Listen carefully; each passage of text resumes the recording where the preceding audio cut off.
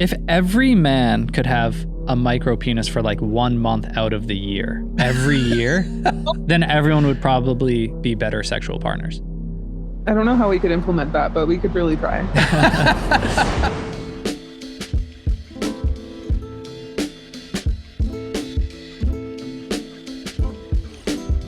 Welcome back to Other People's Lives. I'm Joe Santagato. I'm Greg Dybec. For anyone out there that would like to be a guest on our show, don't hesitate to reach out. Our email is oplpodcast@gmail.com. Yeah, today we are once again talking about micropenises, one of our favorite topics on the show now.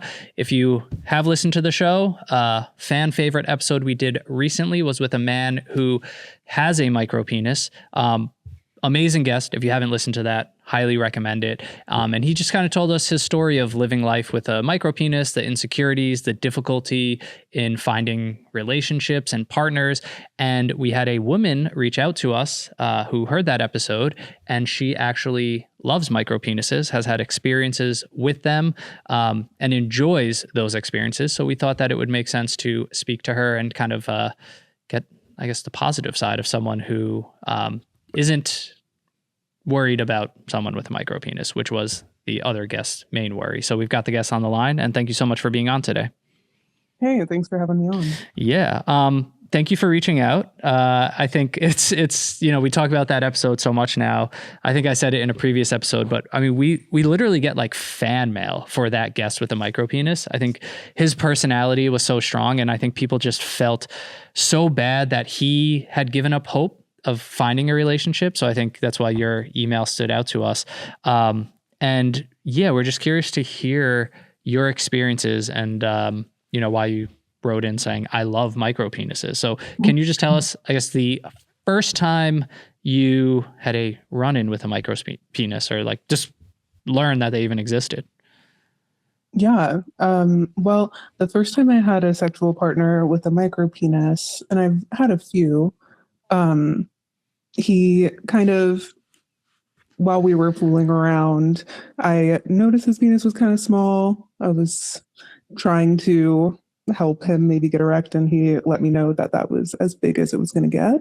And he kind of just laughed, and we both laughed, and then had a nice conversation about what he would enjoy sexually.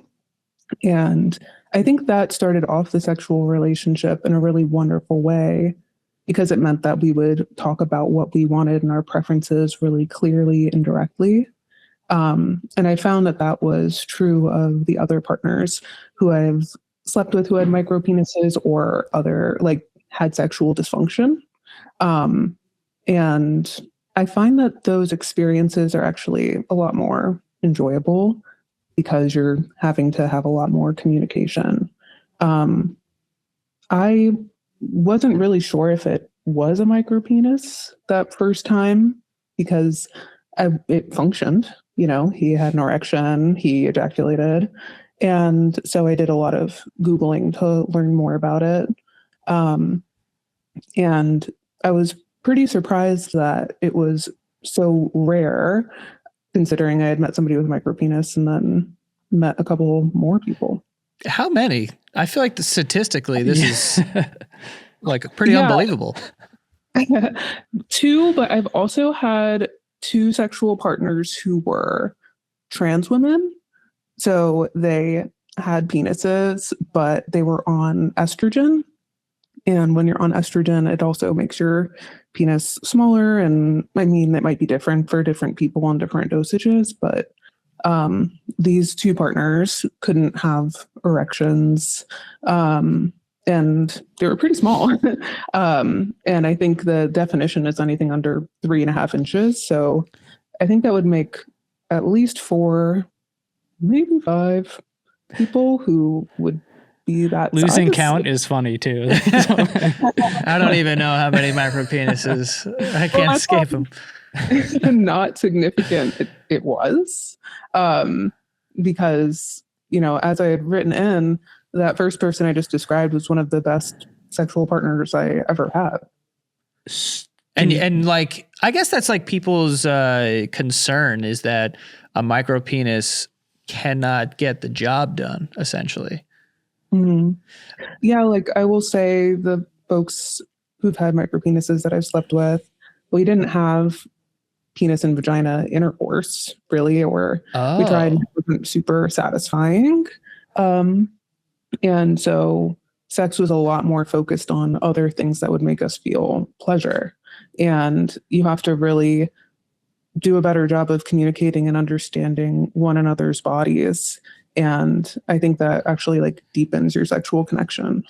Okay. I know you can't speak for everyone out there, but do you think that could be more important to some women? Because I know the guest we spoke to with a micropenis was just worried about that aspect. Like, they're just going to laugh if my penis can't get the job done. But for you, it was actually a better sexual experience because of the level of communication and the non like penis vagina intercourse that you were having. Yeah, very much so. And I think that's the case probably for a lot of women. And I've also found that after 40, men who are like 40 and older tend to have a little bit less reliability in terms of how often or long they can sustain erections. So they're also kind of better sexual partners than men who are really focused on just intercourse. And that's part of why the guy on the micropenis episode just made me feel so sad, because I was like, wow, you could be having like a really fulfilling, good sexual life if you knew that sex was a lot more than just intercourse. Yeah, 100%. I mean, I think that like, and I've heard so many people say this, but you know, when you're single and just casually having sex and then you get into a long-term relationship, like a healthy long-term relationship, knowing, you know, stuff about your partner and having that emotional aspect and those conversations and the communication about these are the things that I like, this is what, you know, I'm interested in, like that makes the experience so much better. So you saying that actually, because there is something that we need to talk about, talking about the micropenis, that kind of opens the door to communication. Like, okay, like here's some struggles I've had because I have this micropenis. So I don't know if the, you know, P and VG is going to work out that great, but you know, we can do some other stuff. And what are some other stuff? Like it kind of opens the door immediately for that. And yeah, I mean, I think that there probably are some women that are also kind of like maybe only know that type of intercourse. And maybe that's sort of a deterrent for some, but I'm kind of inclined to think that a lot of people feel the way that a lot of women feel the way that you feel, in that, you know, as long as there's a conversation and there's, you know, fulfillment of my, like what would satisfy me in this moment outside of this, like everything's kind of fine. Yeah. And I'm a couples therapist, and I am in the process of becoming a sex therapist as well, just because so many of the couples I work with end up having sexual issues throughout the course of their relationship.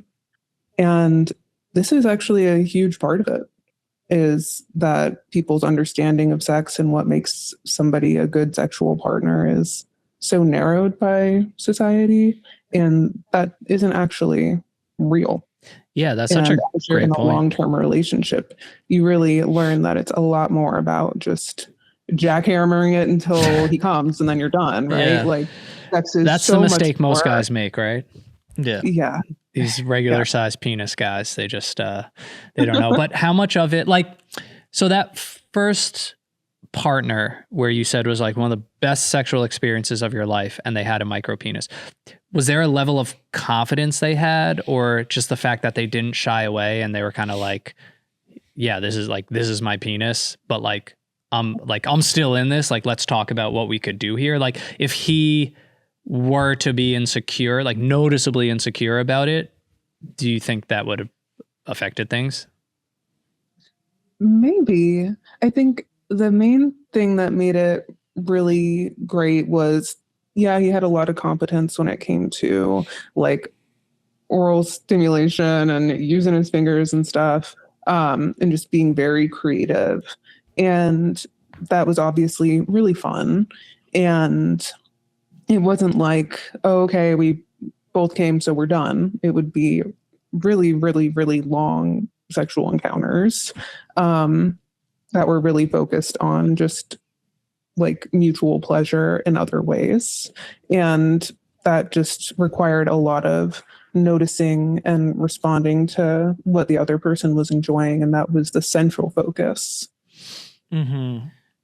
Wow, that's really interesting. This isn't like a joke, but like, is the penis like on the bottom of like the totem pole? Like, you know, tongue, fingers, penis, like, no, because seriously, like if you're putting so much emphasis on like other stimulation, like, I don't know, like, is the penis just like whatever?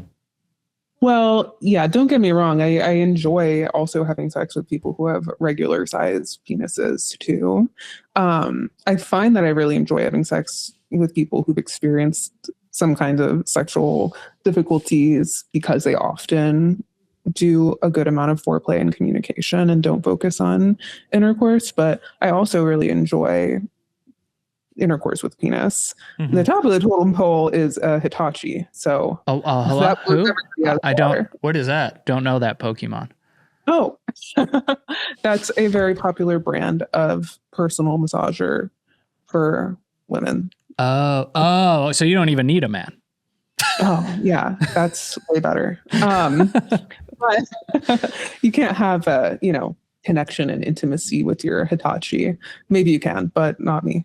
I think it depends on the person so much and what feels like, for me at least, a very authentic, connective experience where we're both very present and enjoying ourselves. And so regardless of the tool, as long as that part is present, it can be really wonderful. I know it's not a satisfying answer. If you really want a pyramid, I'll go ahead and just say the top of the totem pole is Hitachi, then fingers, then a penis or a dildo. Okay. For me, personally. Yeah, and I'm sure that varies from person to person also. Yeah. Sure, yeah.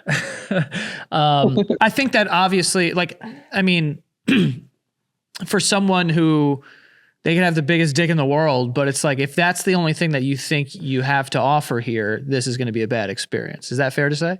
I actually had a sexual partner who had a really uncomfortably large penis, extremely long and extremely girthy, at over 10 inches. And it was really difficult to consistently have sex with that person. And like sometimes it would be a really lovely sexual experience, but often not super enjoyable because of that. But also that person did kind of just learn that that was their thing and all they had to do was, smash you with their giant penis a few times or whatever. And they didn't really learn other skills quite as well. And I think that contributed to it just generally not being a very satisfying sexual relationship. Oh, so you're saying that some men, it's a gift and a curse to have a huge penis, because then it's like, you just think that's all you got. So it's like you never get good at the other things. You're kind of relying on Old Faithful here. For sure. I think that's probably a good amount of men, unfortunately. Not all men. If every man could have a micro penis for like 1 month out of the year, every year, then everyone would probably be better sexual partners. I don't know how we could implement that, but we could really try. Yeah. No, it's just, I guess it's interesting that there's just such this fascination around a micro penis, that it's like such a rare thing, and that like the men who have them are so just like cursed and unlucky, and it's not fair. So yeah, I mean, it's good to hear you've had good experiences. When you had the second micro penis experience, were you like, okay, what the hell is going on? But was that also a very good experience? That one, this person, I believe, was using testosterone or something that might have affected the size, because they were a bodybuilder. And so I'm not sure how much of it was a factor. He was not as open about talking about it. And it wasn't as good of a sexual experience, but I think that's more about him not being like the best communicator. And, sometimes we would have really, really amazing sex. But a lot of the time, I think his own emotions and kind of avoidance of being vulnerable was a big part of the times that sex didn't feel quite as good. And he, like I said, he never addressed the fact that he had an extremely small penis.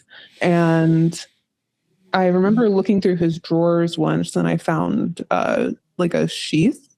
I can't remember what they're called, a penis extender kind of thing that you put over your penis. Like a pump? No, not like a pump. It's something, it's kind of like a strap on, but it has a little, it's like hollowed out so that you can put your own penis in there. But it just is a larger kind of penis that you're dildo that you're putting over your. Oh, you have sex with it on. Mm-hmm. So it extends your own penis. Oh, so that's when you knew, like, clearly there is some sort of insecurity about this. Or like, yeah, that he's like thought about it. There's an acknowledgement, yeah. Yeah, but he never used it with me. And we just didn't have as good of a communicative relationship where I could be like, oh, I was looking for socks and I found your penis extension sleeve. Do you want to fuck me with that? Like, we didn't really have that great of communication. And when I'd try to bring it up, he'd kind of shut down and get quiet. So we, like, the foreplay was like wonderful. And he would try to, have intercourse, and then he would feel kind of not so great and dissatisfied, and then be a little bit more withdrawn. So we never really got to a place that was as good as the first person I slept with who had a micro penis, and that was all about communication. And for me, the size of his penis was not a big deal at all. I felt like we would be able to manage that if he was open to discussing it. Before we get back to this episode, we do have one sponsor to tell you about. This podcast is sponsored by Squarespace, and Squarespace is my go-to all-in-one website platform. I use Squarespace to create the website for this podcast, and on that website, we get all of our guest submissions for episodes, so that is essentially what keeps the show running. I also use Squarespace to build the tour website for the Basement Yard for the past 2 years. So for 2 years, we were able to launch this website, easily update it, put all the new cities and shows. If we added a show, we could put that. We're able to link out for the purchase of tickets for every single city. So as you can see, we use Squarespace here for some very important projects. The best part about Squarespace is how easy it is to use. You can use their already existing templates, beautiful designs, super professional looking, and then you can customize it to be your own, or you can just start fresh, use their drag and drop system to add photos, text, upload products, anything that you need. So if you're looking to start a business, grow a business, promote your services, or launch an online store, Squarespace definitely has what you need. So if you're in need of a professional website, then head to squarespace.com/OPL. You are going to get a free trial. And then when you're ready to launch, just use the offer code OPL, and then you will get 10% off your first purchase of a website or domain.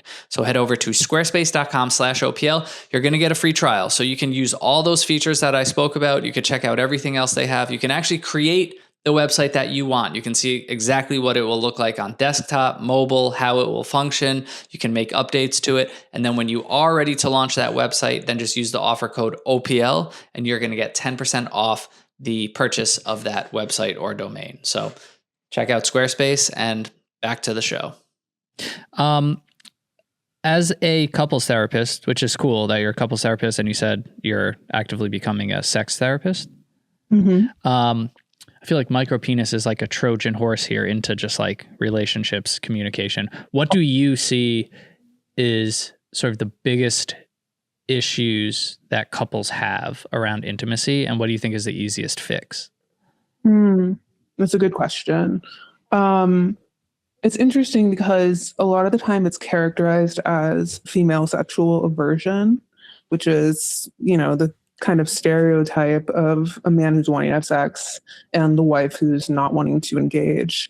And I often see that as so much not being about female sexual aversion at all, but about a really terrible dynamic where, this is going to sound very much like biological essentialism.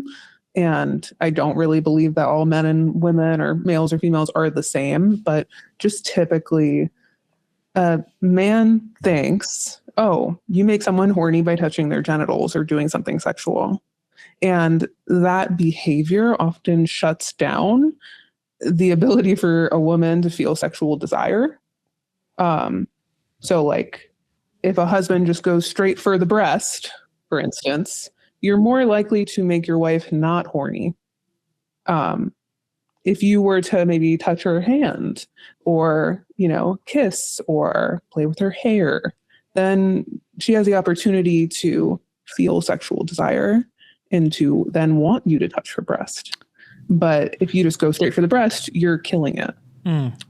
Okay. And that's like a pretty well-known cycle that happens extremely commonly in dead bedrooms. Dead bedrooms, you said? Yeah. Oh, that's a funny term. Yeah. Dead bedrooms. I've learned if I load the dishwasher or do no, I'm serious though. It's exactly it. Because there's another part of this that, when a woman has sex, just biologically, your body is thinking you're risking getting pregnant. And so it's very hard to be in the mood to have sex if you're not in an environment that feels stress-free.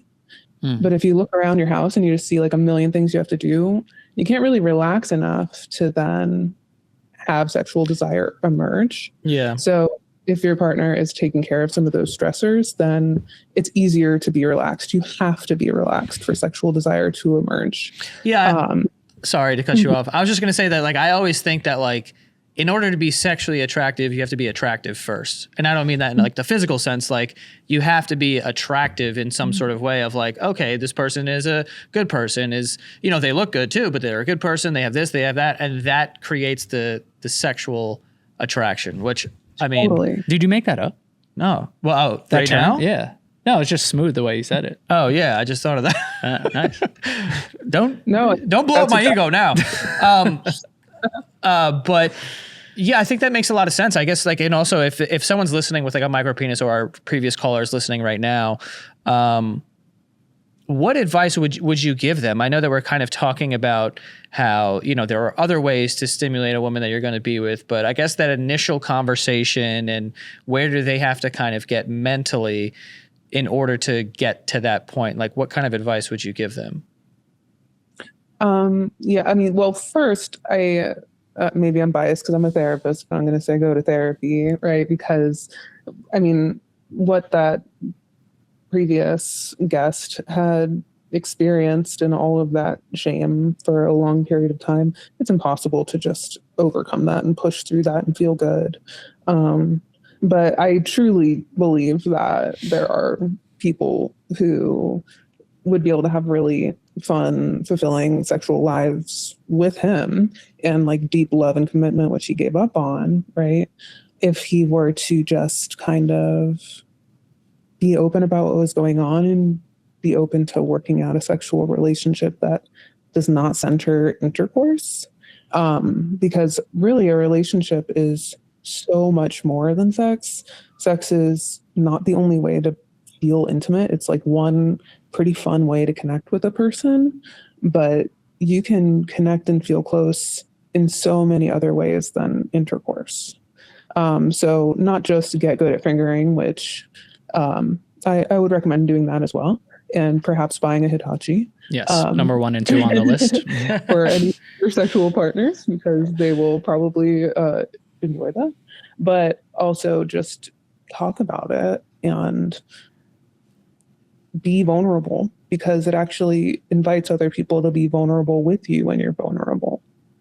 No, totally. And see, look, we started this conversation with micropenises, and thanks to the micropenises, look, it led us here to this intimate, open conversation. Which is something I think a lot of guys need to hear also. Yeah. No, this is cool. Yeah. I didn't expect this turn. But how do you, because totally agree with what you're saying, and we're not qualified at all, but I feel like we tried to give him similar motivation, I guess you could call it. But I guess the reality is with a micropenis, not everyone will be as open as you are, or, you know, they can be vulnerable and open about it, but they still may meet rejection. Do you have anything to say about like overcoming that to try to get to the point where you can try again sexually with someone, to like, you know, just try to find that right person who's going to be open to your openness? I think number one, he's living in a state of constant rejection all of the time because that's what he feels like is going to happen to him. That's what he imagines happening to him over and over again. So much so that I don't even know if rejection would be as painful as he thinks it would be because he's living that pain constantly. But also, I think that, you know, and this might be a giant overgeneralization, but the queer community is kind of very open to non-conventional sexual dynamics. And like, I don't know, if you're on a dating app and you see a woman who has queer or bisexual in her profile, I feel like that's probably a good bet that she's going to be not mean to you about your micropenis. Oh, that's interesting. That's super fair. Yeah. Yeah, I mean, I honestly also, after that episode with the micropenis, I feel like I asked a bunch of women that I know personally, like, you know, how would you feel about micro? And like all of them unanimously were kind of like, whatever. Yeah, a lot of comments said that too. I feel like that's a thing that like that's a young person's game, kind of like to have this. Like when you're younger, it's kind of like more of a big deal, I guess. But it's like, I think as you get older and you mature, you realize that sex is more than that. Well, you would hope so. You would hope so that people get to the point where they're like, well, it's not just the size of your penis, because then all the biggest penises in the world would be the ones that everyone, you know, that would be the best sexual experience. But I mean, we know that that's not the case. So if that's not the case and it doesn't like scale in the same way of like the size of the penis, then not that it's obsolete, but it's like, it's not the only way to get the job done. So I thought that was interesting too, that, you know, I also think that the perspectives are probably very different. Like to guys, when you're younger, you kind of joke around about that type of thing. Like, oh, you got a small dick or whatever. And like, it's more of a big deal to them than it is to women. It's not like, I can't imagine that being, in my experience, when I have spoken to women before about this, like it's not really a conversation starter to them to talk about like the size of people's penises. That's so like funny. Yeah, it is just like, it's a guy friend. Like a penis isn't like a trophy you're walking around with for everyone to see. Right. But yeah, why do we focus on it so much? I guess it is crazy. Like a penis is crazy.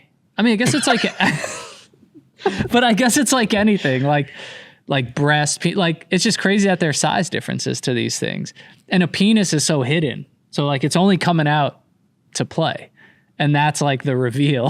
I don't know where I'm going with it. Me neither. But I'm saying like a guy, like you can have insecurity or you can wonder, but maybe women or partners that you're having like aren't as focused on it as like the owner of the penis is. Right. No. You know what I mean? 100%. 100%. I think that it's a lot about conceptions of masculinity.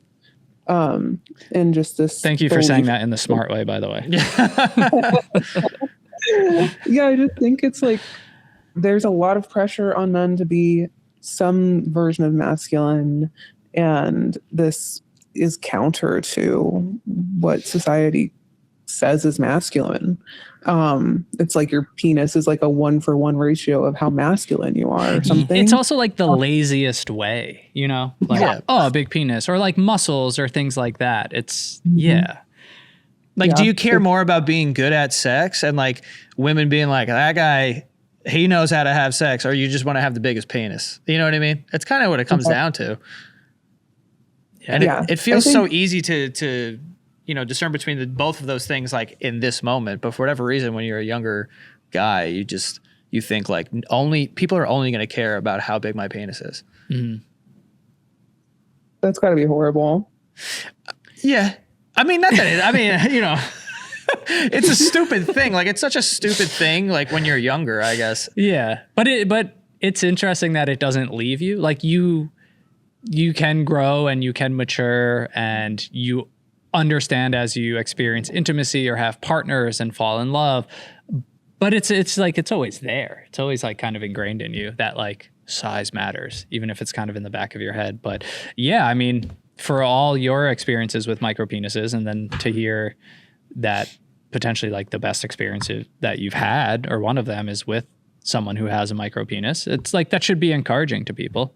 And also like, it's a penis. Like, I know it's rare and I know it's different, but it's like, yeah, there's just this like obsession, this like myth around it. I mean, I think we're still doing it this episode, but the previous guest laughed at us because he's like, you keep saying the micropenis. Like, it's this other like entity. Like, it's just my penis. But yeah, I mean, thank you for, I guess, shedding light on all this, and just interesting like way to just, I guess, talk about intimacy and communication, also from like a woman's point of view, and someone who has had experiences with the extreme end of the spectrum, which is a micropenis in this case. And yeah, to just have like positive things to say about it. And I guess your experience as a couples therapist, sex therapist, it's interesting to hear your take that goes way deeper and beyond penis size. Yeah, well, thanks for having me on, guys. No problem. Thank you so much, and hope you have a great rest of your day. You too.